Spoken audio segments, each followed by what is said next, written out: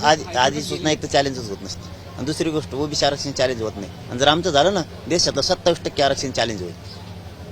हो, कारण बाकीच्यांना पुरावेच नाही आहेत, आम्हाला पुरावे असणारं जर चॅलेंज होणार असलं तर पुरावे नसणारे 2 घंट्यातच मान्य न्यायाला उडवून टाकेल. 2च घंट्यात आणि देशातला 27%. चला. राज ठाकरेंनी जी आज भूमिका मांडली की केंद्राच्या हातातला विषय, त्यांच्या भूमिकेचा आणि तुमच्या मागणीचा काहीच संबंध नाही असं आहे. आपण त्याच वेळेस सांगितलं होतं त्यांना इथंच. म्हणजे केंद्रातला विषय आणि तुमची मागणी या 2 वेगवेगळ्या गोष्टी आहेत. एकदम वेगळ्या म्हणजे अति वेगळ्या.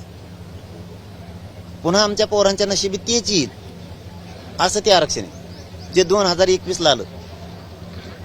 आरक्षण घेतलं, शिकले, निवडी झाल्या, त्या नोकऱ्या लागायच्या टायमाला वाटोळं झालं, लढत बसले पोरं.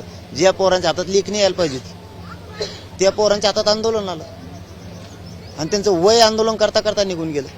पुन्हा ह्या 2-3 जणांच्या हट्टापायी, 100-150 जणांना जे लागतं वेगळं आरक्षण, त्यांच्या हट्टापायी आणखीन मराठ्यांच्या पोरांचं वाटोळं करणार आहे तेच.